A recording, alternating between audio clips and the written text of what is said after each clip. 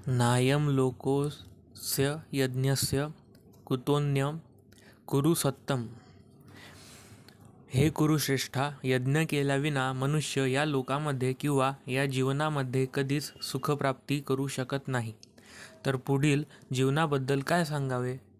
तात्पर्य: मनुष्य कोणत्याही प्रकारच्या भौतिक जीवनामध्ये असला तरी निश्चितपणे त्याला आपल्या वास्तविक स्वरूपाचे अज्ञान असते. दुसऱ्या शब्दात सांगावयाचे तर भौतिक जगातील अस्तित्व म्हणजे आपल्या पापमय जीवनाच्या कर्मफलांचा परिणाम आहे. पापमय जीवनास अज्ञान कारणीभूत आहे आणि पापमय जीवन हे मनुष्याचे भौतिक अस्तित्व लांबविण्यास कारणीभूत आहे. या जंजाळातून बाहेर पडण्यासाठी मनुष्य जीवन हाच एकमेव सुटकेचा मार्ग आहे. म्हणून वेद हे आपल्याला या जंजाळातून सुटण्यासाठी धर्म, अर्थ, काम आणि सरतेशेवटी या दुःखमय अवस्थेतून पूर्णपणे बाहेर पडण्याचा मार्ग निर्देशित करतात. धर्माच्या मार्गामुळे किंवा तर सांगितलेल्या विविध प्रकारच्या यज्ञांमुळे आपोआपच आपल्या आर्थिक समस्या सुटतात. यज्ञ केल्यामुळे जरी तथाकथित लोकसंख्या वाढ झाली असली तरी आपण पुरेशा प्रमाणात अन्न, दूध इत्यादी प्राप्त करू शकतो. याप्रमाणे शारीरिक गरजा जेव्हा पूर्णपणे भागतात तेव्हा स्वाभाविकपणेच पुढची पायरी म्हणजे इंद्रियतृप्ती करणे होय. म्हणून वेदांनी इंद्रियतृप्ती नियमनासाठी पवित्र विवाहसंबंधाची व्यवस्था केली आहे. याप्रमाणे मनुष्य क्रमाक्रमाने भौतिक बंधनातून मुक्त होण्याप्रत उन्नत होतो आणि मुक्त जीवनाची परमोच्च परिपूर्णता म्हणजे भगवंतांचे सान्निध्य प्राप्त करणे होय. पूर्वी सांगितल्याप्रमाणे यज्ञ केल्यामुळे सिद्धी प्राप्त होते. म्हणून जर मनुष्य वेदांनुसार यज्ञ करण्यास इच्छुक नसेल तर तो या जीवनामध्ये सुखाची अपेक्षा कशी करू शकेल? आणि मग अन्य लोकांवरील अन्य शरीराविषयी काय बोलावे? विविध स्वर्गलोकांमध्ये विविध प्रकारची सुखे उपलब्ध असतात. त्या सर्व ठिकाणी विविध प्रकारचे यज्ञ करणाऱ्या मनुष्यांसाठी अमर्याद सुख उपलब्ध असते. परंतु एखाद्या मनुष्यास प्राप्त असे परमोच्च सुख म्हणजे कृष्ण भावनेद्वारे आध्यात्मिक लोकांमध्ये प्रवेश करणे होय. म्हणून कृष्ण भावनाभावित जीवन हेच भौतिक जीवनाच्या सर्व समस्यांचे समाधान आहे. एवं बहुविधा यज्ञा वियुक्ता ब्रह्मणो सुखे कर्मजान्विधी तान्सर्वानेवं ज्ञात्वा विमोक्षसे. हे सर्व विविध प्रकारचे यज्ञ वेदसंमत आहे आणि ते सर्व विविध प्रकारच्या कर्मांपासून उत्पन्न झाले आहेत. याप्रमाणे त्यांना जाणल्यावर तू मुक्त होशील. तात्पर्य: वर वर्णन केल्याप्रमाणे वेदांमध्ये निरनिराळ्या प्रकारचे सर्वजण कर्म करणाऱ्यांना अनुरूप असे विविध प्रकारचे यज्ञ सांगण्यात आले आहे. देहात्मबुद्धीमध्ये पूर्णपणे रत झाल्यामुळे या यज्ञाचे आयोजन अशा रीतीने करण्यात आले आहे की ज्यामुळे मनुष्य आपले शरीर, मन किंवा बुद्धीद्वारे यज्ञ करू शकतो. परंतु या सर्वांचा अंतिम उद्देश मनुष्याला शरीरातून मुक्त करणे हाच आहे. याला भगवंतांनी स्वतः या ठिकाणी पुष्टी दिली आहे. श्रेयान् द्रव्य मद्याय ज्ञानायज्ञ परंतप सर्वं कर्माखिलं पार्थ ज्ञाते परिसमाप्तये. हे परंतप, केवळ द्रव्य यज्ञापेक्षा ज्ञानयज्ञ श्रेष्ठ आहे. अंततः हे पार्था, सर्व कर्मयज्ञांचे पर्यवसान दिव्य ज्ञानामध्ये होते. तात्पर्य: परिपूर्ण ज्ञानावस्थेची प्राप्ती करणे, त्यानंतर सांसारिक दुःखातून मुक्तता प्राप्त करणे आणि अंती भगवंतांच्या दिव्य प्रेममय सेवेमध्ये कृष्ण भावना रममाण होणे या वेदांचा मुख्य उद्देश आहे. तरीही या सर्व विविध यज्ञकर्मांविषयी एक रहस्य आहे. मनुष्याने हे रहस्य जाणले आवश्यक आहे. यज्ञकर्त्याच्या विशिष्ट श्रद्धेनुसार यज्ञ कधीकधी विविध प्रकारची रूपे धारण करतात. जेव्हा मनुष्याची श्रद्धा दिव्य ज्ञानाने युक्त होते तेव्हा त्या यज्ञकर्त्याला अशा दिव्य ज्ञानाविषयी केवळ द्रव्यांचे यज्ञ करणाऱ्या यज्ञकर्त्यांपेक्षा अधिक प्रगत समजले जाते. कारण ज्ञानप्राप्ती झाल्याविना यज्ञ हे भौतिक स्तरावरच राहतात आणि त्यापासून कोणतीही आध्यात्मिक लाभप्राप्ती होत नाही. वास्तविक ज्ञानाची परिणती दिव्य ज्ञानाच्या अत्युच्च स्तरामध्ये म्हणजेच कृष्ण भावनेमध्ये होते. उन्नत दिव्य ज्ञानप्राप्तीविना यज्ञ म्हणजे केवळ भौतिक कर्मेच आहे. तरीही जेव्हा हे यज्ञ दिव्य ज्ञानाच्या स्तराप्रत उन्नत होते तेव्हा अशा सर्व यज्ञकर्मांना आध्यात्मिक स्वरूप प्राप्त होते. चेतनेमधील भिन्नतेवरून कधीकधी यज्ञकर्मांना कर्मकांड म्हटले जाते, तर कधीकधी ज्ञानकांड असे म्हटले जाते. या यज्ञाचा शेवट ज्ञानप्राप्तीत होतो, तोच यज्ञ अधिक श्रेष्ठ होय. तद्विधी प्रणिपातेन परिप्रश्नेन सेवया उपदेश्यन्ति ते ज्ञानम ज्ञानिनस्तत्वदर्शिन. आध्यात्मिक गुरूंकडे जाऊन तत्व जाणण्याचा प्रयत्न कर. नम्रपणे त्यांना प्रश्न विचार आणि त्यांची सेवा कर.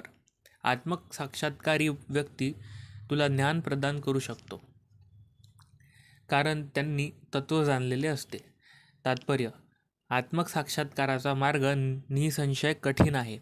म्हणून भगवंत आपल्याला त्यांच्यापासून प्रारंभ होणाऱ्या गुरु-शिष्य परंपरेतील प्रामाणिक आध्यात्मिक गुरूंना शरण जाण्याचा सल्ला देतात.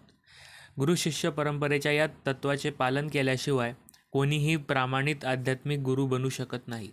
भगवंत हे आद्य आध्यात्मिक गुरु आहेत आणि गुरु-शिष्य परंपरेतील व्यक्ती हा भगवंतांचा संदेश आपल्या शिष्याला यथार्थ रूपात प्रदान करू शकतो. मूर्ख दांभिक लोकांप्रमाणे कोणीही स्वनिर्मित मार्गाद्वारे आत्मसाक्षात्कारी होऊ शकत नाही. श्रीमद भागवतात सांगते की धर्म तू साद्भगवत प्रणीतम. धर्ममार्ग साक्षात भगवंतांनी सांगितला आहे. म्हणून मानसिक तर्क किंवा शुष्क वादाच्या आधारे आपण योग्य मार्गाची प्राप्ती करू शकत नाही. तसेच ज्ञानग्रंथाच्या स्वतंत्र अध्ययनानेही मनुष्य आध्यात्मिक जीवनामध्ये प्रगती करू शकत नाही. ज्ञानप्राप्तीकरिता मनुष्याने प्रामाणिक आध्यात्मिक गुरूंना शरण जाणे अत्यावश्यक आहे. अशा आध्यात्मिक गुरूंचा स्वीकार संपूर्ण शरणागतीने केला पाहिजे. या मिथ्या अहंकार न ठेवता नम्र सेवकाप्रमाणे त्यांची सेवा केली पाहिजे. आत्मसाक्षात्कारी आध्यात्मिक गुरूंना प्रसन्न करणे हेच आध्यात्मिक जीवनातील प्रगतीचे रहस्य आहे. जिज्ञासा आणि नम्रता यांच्या योग्य संयोगाद्वारे आध्यात्मिक ज्ञानप्राप्ती होते. नम्रता आणि सेवेशिवाय विद्वान आध्यात्मिक गुरूंना प्रश्न विचारणे परिणामकारक ठरत नाही. मनुष्याने आध्यात्मिक गुरूच्या कसोटीस उतरले पाहिजे आणि तेव्हा ते शिष्याची प्रामाणिक इच्छा पाहतात. तेव्हा आपोआपच त्याला वास्तविक आध्यात्मिक ज्ञान प्रदान करून कृतार्थ करतात. या श्लोकामध्ये अंधानुसरण आणि विवेकशून्य प्रश्न या दोन्ही गोष्टींना दोषास्पद ठरविले आहे. मनुष्याने आध्यात्मिक गुरूंकडून केवळ श्रवण करावे असे नाही, तर त्याने नम्रता, सेवा आणि प्रश्नांद्वारे आध्यात्मिक गुरूंकडून ज्ञानबोध करून घेतला पाहिजे.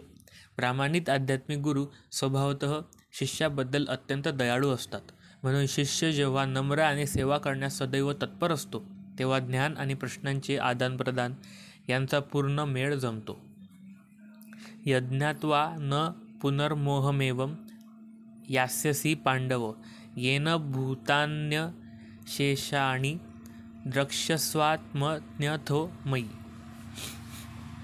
आत्मसाक्षात्कारी जीवांकडून वास्तविक ज्ञानाची प्राप्ती झाल्यावर तू पुन्हा मोहित होणार नाहीस, कारण या ज्ञानाद्वारे तू पाहशील की सर्व प्राणीमात्र हे परमात्म्याचे अंश आहेत, अर्थात ते माझेच आहेत. तात्पर्य: आत्मसाक्षात्कारी किंवा वस्तूंचे यथार्थ स्वरूप जाणणाऱ्या व्यक्तींकडून ज्ञानप्राप्ती केल्यामुळे सर्व प्राणीमात्र हे पुरुषोत्तम भगवान श्रीकृष्णांचे अंश आहेत, हे मनुष्य जाणतो. श्रीकृष्णांपासून भिन्न अस्तित्व असल्याची जाणीव म्हणजेच माया होय. काही लोकांना वाटते की आपल्याला श्रीकृष्णांशी काहीच कर्तव्य नाही. श्रीकृष्ण हे केवळ एक ऐतिहासिक महापुरुष आहेत आणि निर्विशेष ब्रह्म हेच परमतत्व आहे. भगवद्गीतेत सांगितल्याप्रमाणे निर्विशेष ब्रह्म म्हणजे भगवान श्रीकृष्णांचे तेज आहे.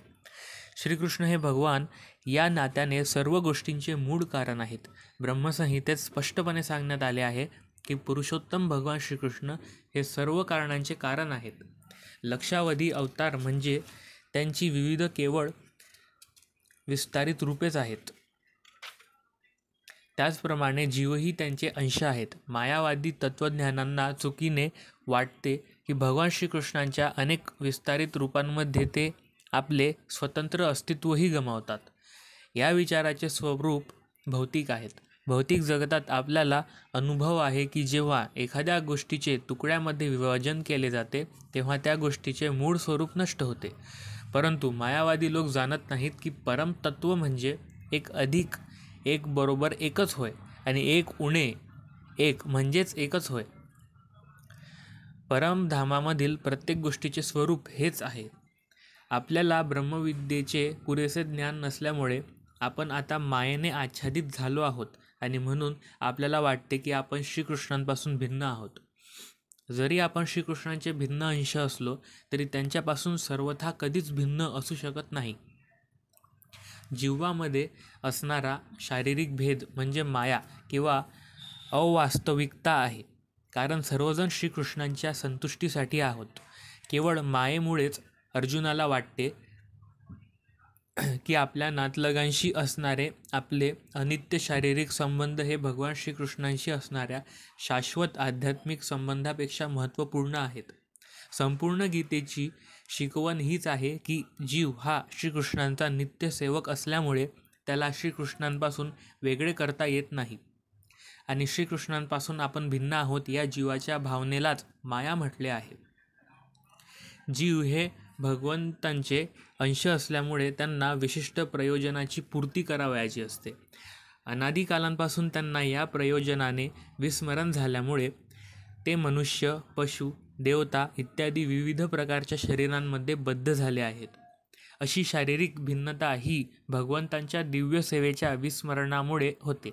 पण जेव्हा मनुष्य कृष्ण भावनाद्वारे भगवंतांच्या दिव्य सेवेमध्ये संलग्न होतो तेव्हा तात्काळ या मायेतून त्याची मुक्तता होते. असे विशुद्ध ज्ञान जो केवळ अधिकृत आध्यात्मिक गुरूंकडून प्राप्त करू शकतो आणि त्या योगे जीव आणि श्रीकृष्ण एकच आहेत हा भ्रम टाळू शकतो.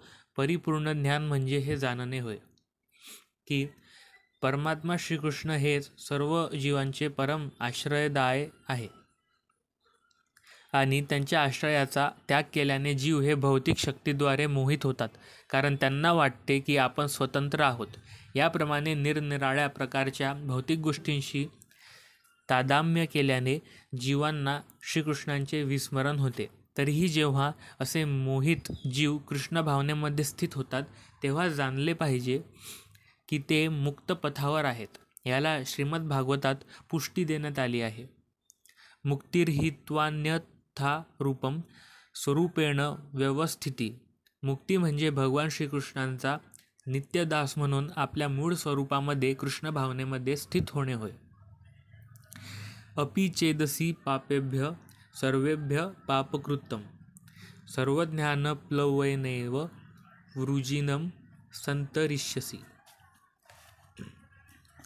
तुला सर्व पापी लोकांमध्ये अत्याधिक पापी जरी समजण्यात आले तरी तू जेव्हा दिव्य ज्ञानरूपी नौकेमध्ये आरूढ होशील तेव्हा तू दुःखरूपी महासागर पार करण्यास समर्थ होशील. तात्पर्य: स्वतःच्या स्वरूप स्थितीचा श्रीकृष्णांशी असणारा संबंध योग्य रीतीने जाणले ही इतकी सुंदर गोष्ट आहे की यामुळे अज्ञानरूपी महासागरात चालवणाऱ्या जीवनार्थ संघर्षातून मनुष्याचा तात्काळ उद्धार होऊ शकतो. या भौतिक जगाची तुलना कधीकधी अविद्यारूपी महासागराशी आणि कधीकधी वणव्याने पेट घेतलेल्या अरण्याशी करण्यात येते. एखादा मनुष्य कितीही कुशल पोहणारा असला तरी महासागरामध्ये अस्तित्वासाठी करावा लागणारा संघर्ष अत्यंत खडतर असतो. जर कोणी पुढे येऊन धडपड करणाऱ्या पोहणाऱ्या मनुष्याला महासागरातून वर काढीत असेल तर तो अत्यंत महान उद्धारक आहे. भगवंतांकडून प्राप्त केलेले परिपूर्ण ज्ञान म्हणजेच मुक्तिपथ आहे. कृष्ण भावनारूपी नौका अत्यंत सुगम आणि त्याचबरोबर ती उदात्तही आहे.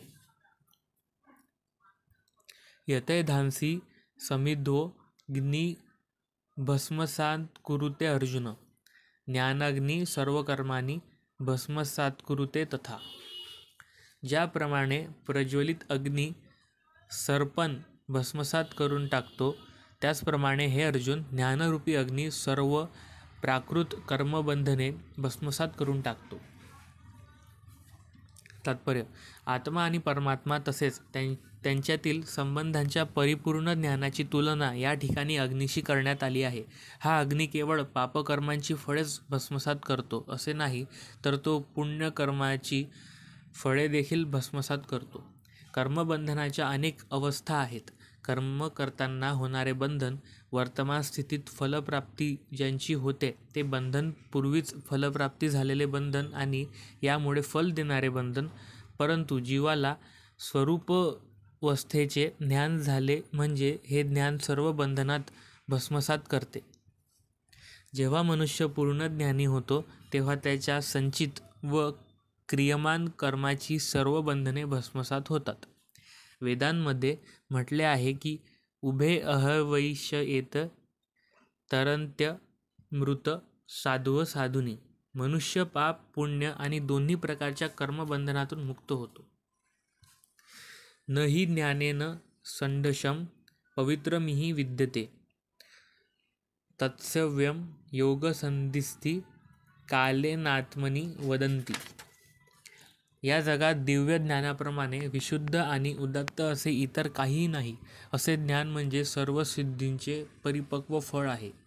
जो भक्ती योगाच्या आचरणामध्ये निपुण झाला आहे तो योग्य समयी स्वतःमध्येच या ज्ञानाचे आस्वादन करतो. तात्पर्य: आम्ही जेव्हा दिव्य ज्ञानाबद्दल बोलतो तेव्हा दिव्य ज्ञान म्हणजे अध्यात्मिक ज्ञान आहे हे जाणले पाहिजे. म्हणून दिव्य ज्ञाना इतके विशुद्ध आणि उदात्त असे इतर काहीही नाही. अज्ञान हे आपल्या बंधनाचे कारण आहे आणि ज्ञान हे आपल्या मुक्तीचे कारण आहे. हे ज्ञान म्हणजे भक्तिपूर्ण सेवेचे परिपक्व फळ आहे. मनुष्य जेव्हा या दिव्य ज्ञानामध्ये स्थित होतो तेव्हा त्याला शांतीचा इतरत्र शोध घ्यावा लागत नाही, कारण तो स्वतःच्याच ठायी शांतीचा आनंद घेत असतो. दुसऱ्या शब्दात सांगायचे तर हे ज्ञान आणि शांती यांची परिणती कृष्ण भावनेमध्ये होते आणि भगवद्गीतेचा हाच अंतिम उद्देश आहे. श्रद्धावाम लभते ज्ञानम तत्परः संयतेंद्रिय ज्ञानम लब्ध्वा पराम शांतिचरिणाधिगच्छति. जो श्रद्धावान मनुष्य दिव्य ज्ञानाची प्राप्ती करण्यासाठी समर्पित आहे आणि ज्याने आपली इंद्रिये संयमित केली आहे तो असे ज्ञान प्राप्त करण्यास पात्र आहे आणि असे ज्ञान प्राप्त झाल्यावर त्याला परम आध्यात्मिक शांती लवकरच प्राप्त होते. तात्पर्य: ज्याचा श्रीकृष्णांवर दृढ विश्वास आहे तोच श्रद्धावान मनुष्य असे कृष्ण भावनाभावी ज्ञान प्राप्त करू शकतो.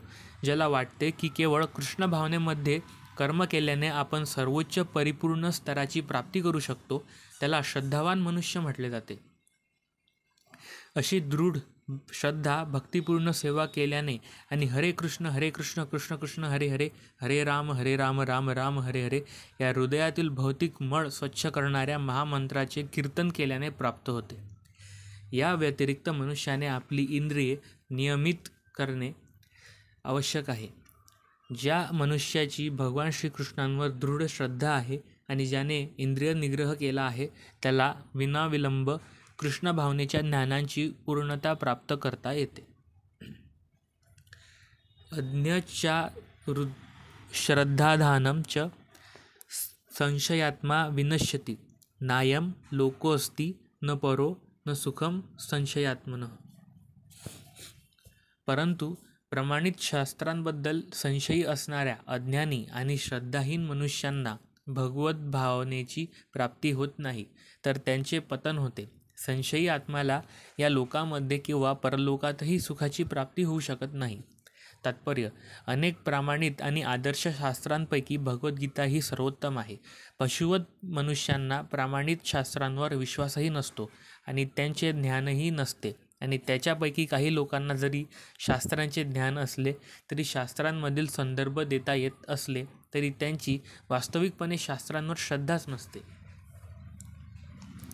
इतरांचा जरी भगवद्गीतेसारख्या शास्त्रांवर विश्वास असला तरी त्यांना भगवान श्रीकृष्णांवर किंवा श्रीकृष्णांच्या भक्तिपूर्ण सेवेबद्दल विश्वास नसतो. असा मनुष्यांना कृष्ण भावनेचे काहीच ज्ञान नसल्यामुळे त्यांचे पतन होते. वर सांगितलेल्या सर्व मनुष्यांपैकी जे श्रद्धाहीन आणि संशयी आहेत ते मुळीच प्रगती करू शकत नाही. भगवंतांवर आणि भगवंतांच्या शब्दज्ञानावर श्रद्धा नसलेल्या व्यक्तींचे या इहलोकात किंवा परलोकातही कल्याण होत नाही. त्यांना कोणत्याच प्रकारची सुखप्राप्ती होत नाही. म्हणून मनुष्याने श्रद्धापूर्वक शास्त्रांमधील विधींचे पालन करून त्या योगे ज्ञानस्तर प्राप्त केला पाहिजे. म्हणून हेच ज्ञान त्याला आध्यात्मिक ज्ञानाच्या दिव्य स्तराची प्राप्ती करण्यास सहाय्यकारक ठरते. दुसऱ्या शब्दात सांगायचे तर संशयखोर मनुष्यांना आध्यात्मिक उद्धाराच्या बाबतीत कोणत्याही प्रकारचे स्थान नाही. म्हणून व्यक्तीने गुरुशिष्य परंपरेतील महान आचार्यांच्या चरणचिन्हांचे अनुसरण करून यश प्राप्ती केली पाहिजे. योगसन्न्यस्त कर्माणं ज्ञानसन्निश्च संशय आत्मवन्तं न कर्माणि निबध्यन्ति धनंजय. आपल्या कर्मफलांचा त्याग करून जो भक्तियोग युक्त कर्म करतो आणि दिव्य ज्ञानांद्वारे ज्याचे संशय नष्ट झाले आहेत तोच वास्तविकपणे आत्मस्थित आहे. याप्रमाणे हे धनंजया, हे कर्मबंधनांनी बद्ध होत नाही.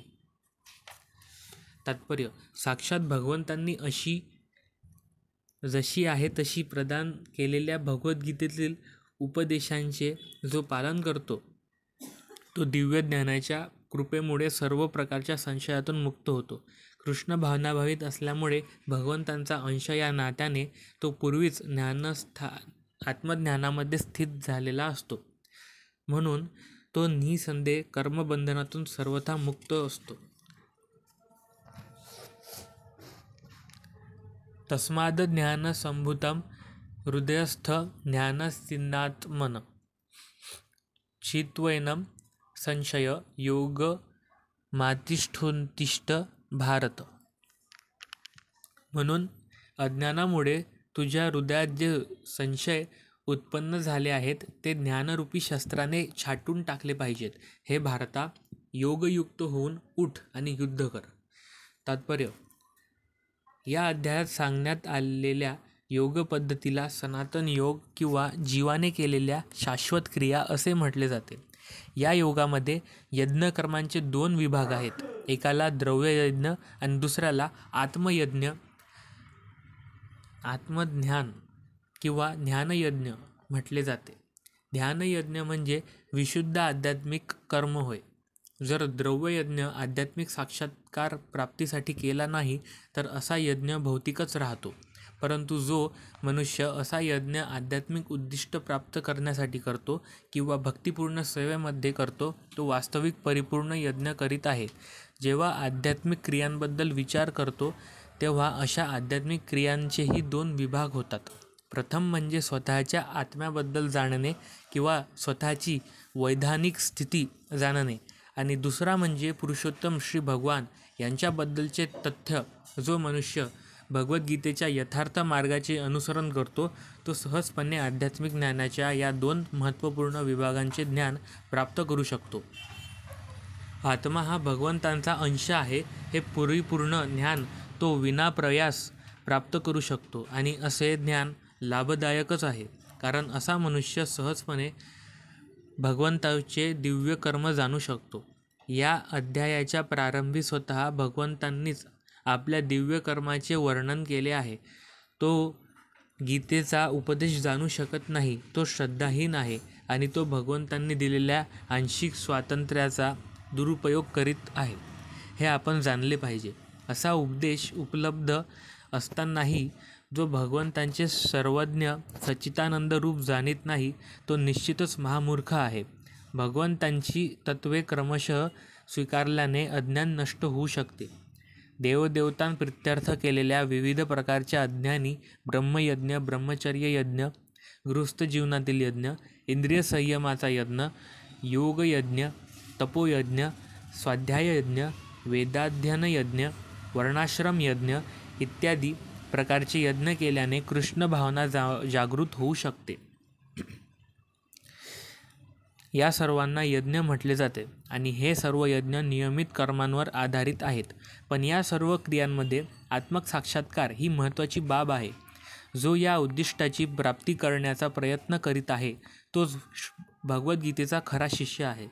पण जो श्रीकृष्णांच्या प्रमाणावरच संशय ठरतो त्याचे पतन होते. म्हणून मनुष्याला प्रामाणिक गुरूच्या मार्गदर्शनाखाली शरण जाण्याचा आणि सेवाभावाने भगवद्गीता किंवा इतर कोणत्याही शास्त्राचे अध्ययन करण्याचा सल्ला दिला जातो.